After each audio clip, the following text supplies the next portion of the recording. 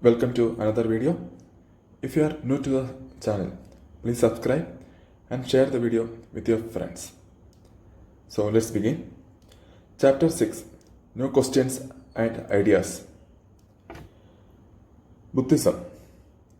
Siddhartha, also known as Gautama, the founder of Buddhism, was born about 2500 years ago.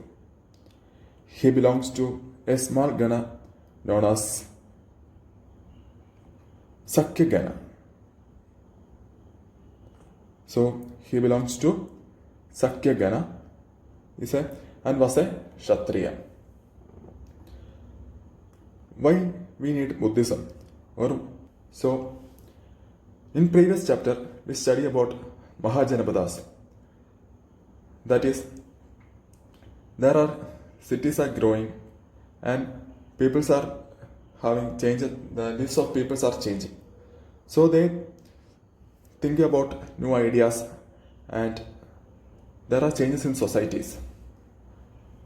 So here we are going to study about Buddhism. Buddha left the comfort of his home in search of knowledge and he wandered for several years, almost 12 years he wandered. What he did was, he talked with several thinkers and he held discussion and meeting with others.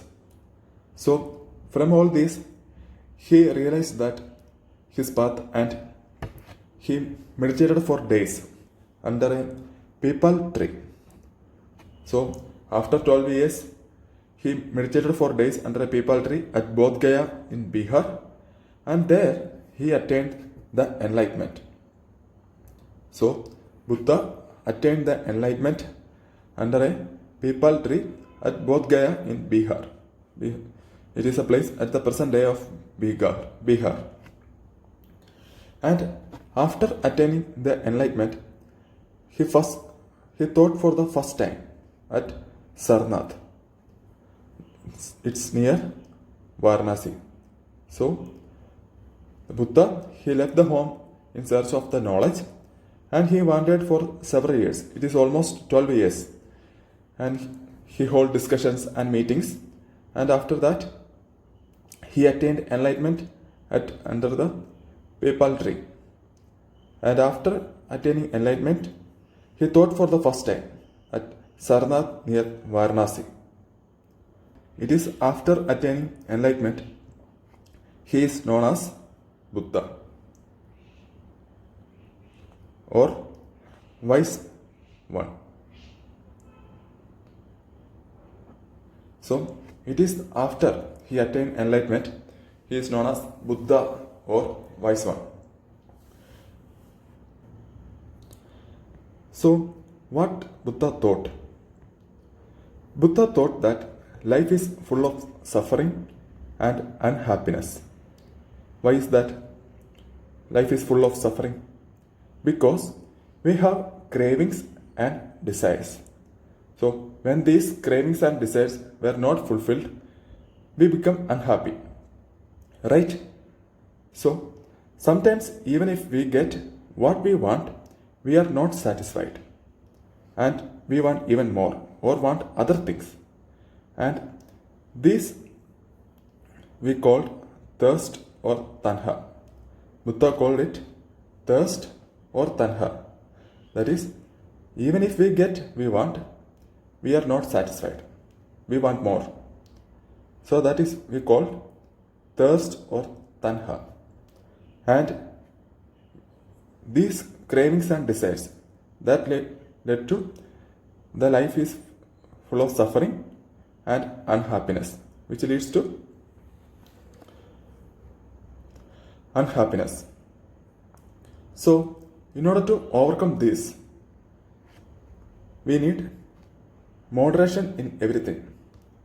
So Buddha thought that to remove the constant craving for things and to remove the suffering and unhappiness, we need moderation in everything. And also, that is, he thought about following a middle path.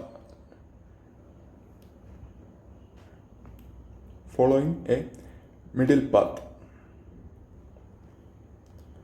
And also, he taught people to be kind and to respect the lives of others, including animals. Buddha taught that people to be kind and to respect the lives of others, including animals.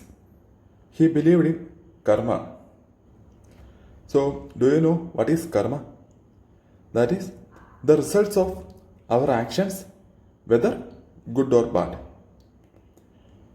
And it affects us both in this life and the next.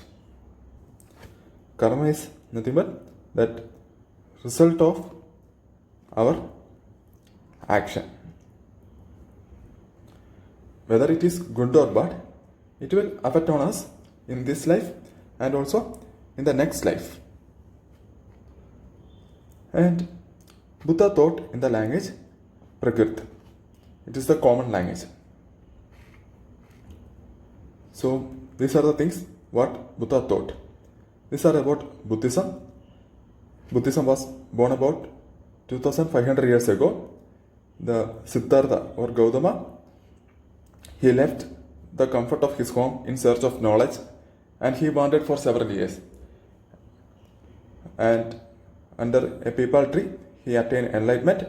After enlightenment, he is called Buddha or the Wise One. And for the first time, he taught at Sarnath near Varanasi. And what Buddha taught? That we need to follow a middle path or need a moderation in everything to remove our constant cravings for things. And thus by removing the suffering and unhappiness of the people. And also he believed in karma. He taught in language Prakrit because it is a common language of common people. So every people can understand what he taught. Here it's a table of School of Indian Philosophy and who founded it. So we have 6 schools of Indian philosophy.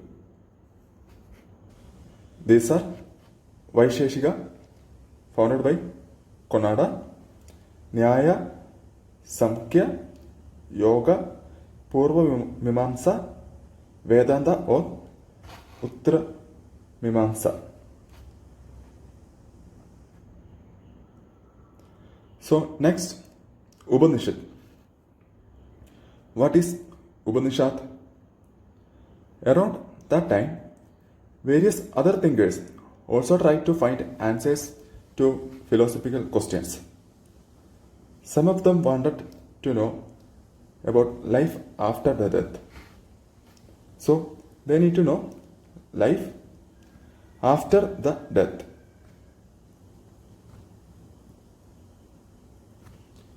So they believed that there is something permanent in the universe that would even last even after death.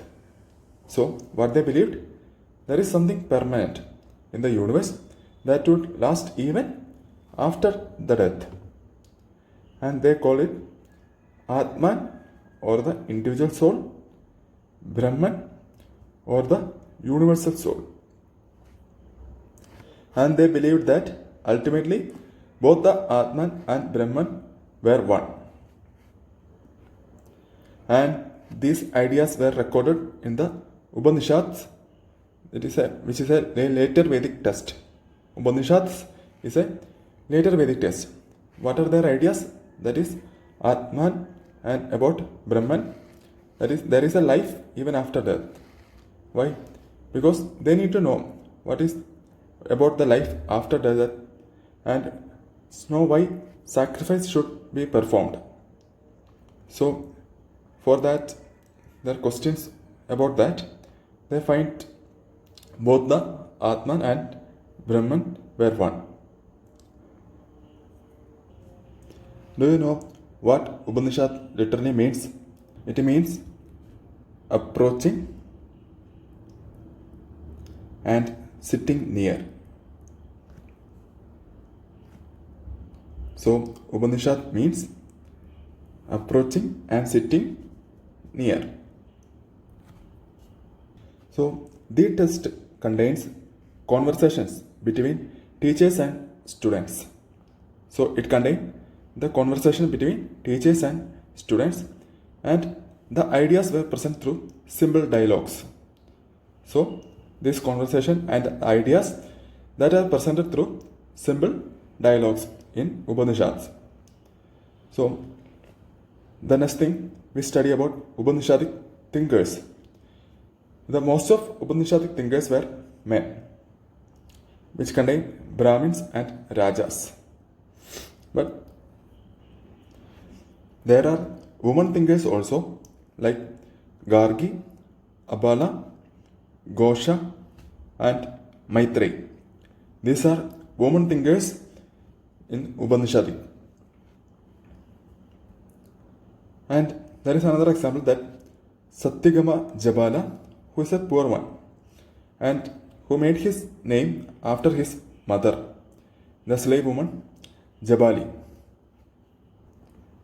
So in Upanishadic thinkers, the most of it from men, and which are Brahmins and Rajas. There are women thinkers also, and poor people, they rarely took part in these discussions. And there is one man who is Satyagama Jabala, and who named after his mother, the slave woman Jabali. Satyagama Jabala, he had a deep desire to learn about reality. I was accepted as a student by a Brahmin teacher named Gautama. And Shankaracharya. We know the many ideas of Upanishads were later developed by the famous thinker Shankaracharya. If you like the videos and lecture, please subscribe to the channel and also share the video with your friends. So now let's start Jainism. Jainism is about 2500 years ago. That is around the time of Buddhism. So Vardhamana Mahavira, who is the last and 24th Tirthankaras of Jainas. He is the last and 24th Tirthankara of Jainas. He spread his message around almost the same time of, that is, Buddhism is spreading. That is about 2500 years ago. He was a Kshatriya prince which belongs to a Vaji Sangha. We heard about the Vaji in the previous chapter.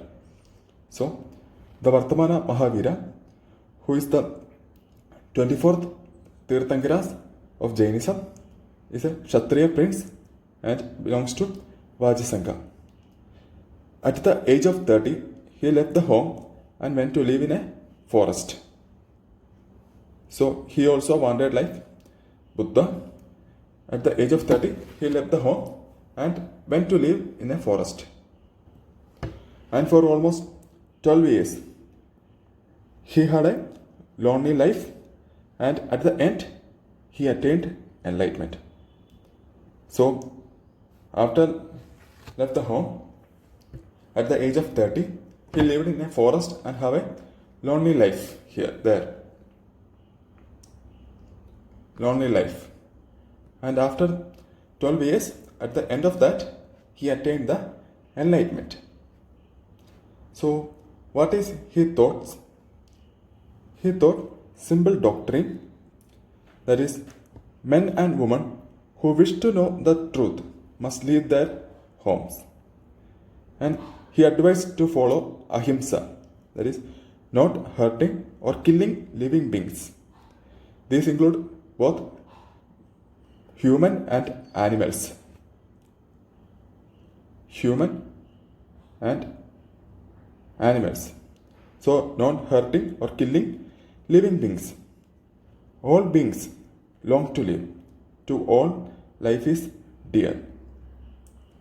To all things, life is dear. It is what Vardhamana Mahavira thought, that all beings long to live, and to all things, life is dear. He also used the Prakrit language, that is the language of common people, so that every person can understand what he thought.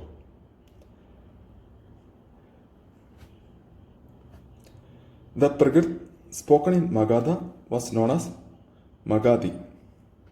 It is because there were several forms of Prakrit. For Prakrit, there were several forms in different parts of the country and named after the regions in which they were used. So there were several forms of Prakrit and it is named after in the region in which they were used. That is why the Prakrit spoken in Magadha was known as Magadhi. The followers of Mahavira, who were known as Jainas. His followers were known as Jainas and they lead a simple lives. They lead very simple lives and begging for food. So these are the rules. So that they need to lead very simple lives and begging for food. And they need to be absolutely honest and were especially asked not to steal. They had to observe celibacy and men had to give up everything, including their clothes. These are some rules, that is, lead very simple lives, begging for food and absolute honesty, and had to observe celibacy, and men had to give up everything, including their clothes. So, how do you think about these rules? Yes, it was very difficult for most men and women to follow these strict rules. So, Jainism was supported mainly by traders because they know, that is, it advocated absolute honesty. So, Jainism was supported mainly by traders because they feel it to practice is less difficult. For them to practice Jainism, which is less difficult, but for farmers, it find difficult to follow these rules.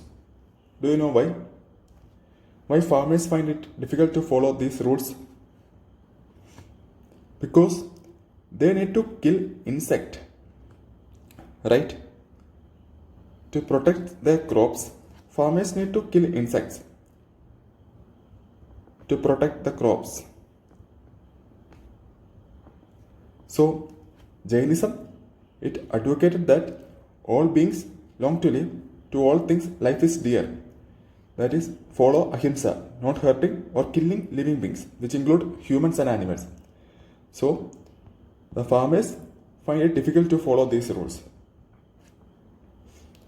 And let's study about the Sangha. What do you know about Sangha? So far we study about that people left their homes to gain true knowledge.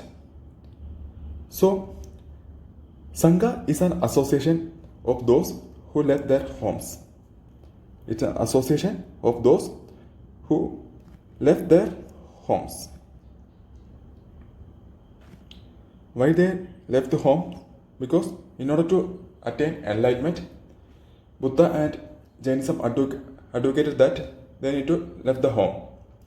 So, Sangha are the association of those who left their homes.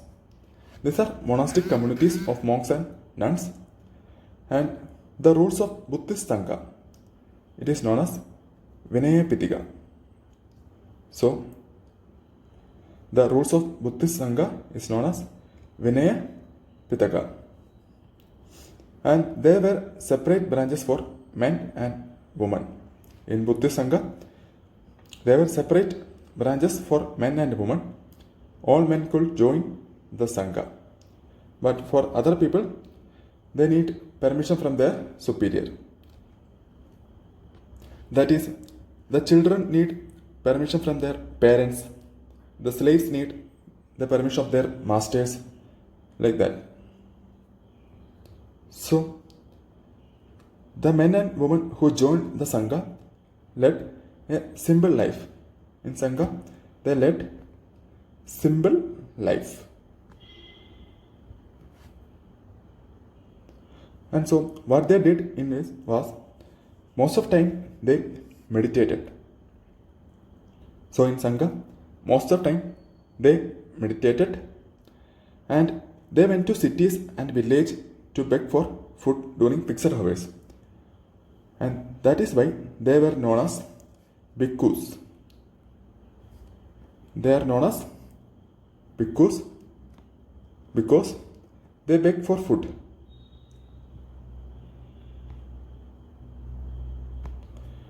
Most of time they were meditated, and in fixed hours they went to cities for beg for food. And also they taught others and helped one another. And the people who joined Sangha, it includes various kind of people. It includes Brahmins, Kshatriya, merchants, laborers, barbers, etc. So let's study about viharas. Viharas are permanent shelters, or that we called monasteries. So viharas are permanent shelters. That is why Buddhist monks that went to place throughout the year for teaching people. And they stayed at one place during the rainy season. So during rainy season, they stayed at one place. And they need permanent shelters. That is why viharas are built. Viharas are permanent shelters, that is we call monasteries. The earliest vihara were made of wood and then of brick. Some viharas are in the rock caves. So you see an example of vihara in this picture. It is a cave hollowed out in the hills. This cave is in Karle, present day of Maharashtra. So this is an example of vihara. Viharas are built on land which donated by rich merchant or landowners or the king. Now we study about spread of Buddhism. There are two kinds of Buddhism. There is earlier one, it is called Theravada Buddhism, and a newer form which is called Mahayana Buddhism. So in the earlier one, Buddha's presence was shown in sculpture by using certain signs. Example, Buddha's attainment of enlightenment was shown by sculpture of peepal tree. So in earlier, Buddha's presence was shown in sculpture by using certain signs. It is present on Sri Lanka, Myanmar, Thailand, and other parts of Southeast Asia, including Indonesia. In these areas, Theravada Buddhism is spread. The newer form, which is known as Mahayana Buddhism, they believe in Bodhisattvas. In this new form is very popular around the world. This new form, Mahayana Buddhism, it is very popular, and they believe in Bodhisattvas. Bodhisattvas are enlightened beings who have put off entering paradise in order to help others attain enlightenment. So, what they do after enlightenment was they simply meditate in peace. And these Bodhisattvas attained enlightenment. They could live in complete isolation and meditate in peace. Instead of doing that, they prefer to teach and help other people to attain enlightenment. So this new form, Mahayana Buddhism, it is very popular, and they made statues of Buddha, example in Mathura, Taxila. And the spread of Mahayana Buddhism is on Central Asia, China, Korea, and Japan. So Mahayana Buddhism, they believe in Bodhisattvas. It is important to know about Mahayana Buddhism. There is a UPSC previous year prelims question about Mahayana Buddhism. I will put the link in the description below. Pilgrims. Pilgrims are men and women who undertake journeys to holy places in order to offer worship. So, we study about Chinese Buddhist pilgrims who are Fan Xian.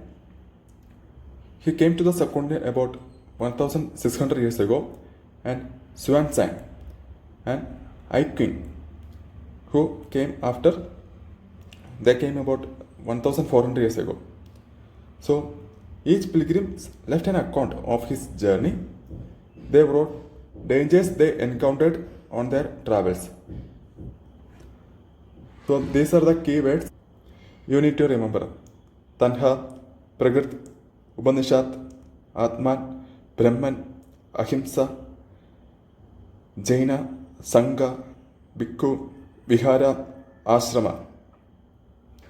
And some important dates are Upanishadic thinkers, Jaina teacher Mahavira and Buddha 2500 years ago. Writing down of the Jaina text is about 1500 years ago. So that's all class about this chapter. If you have any doubt and suggestions, please comment below. And also subscribe to the channel and share it with your friends.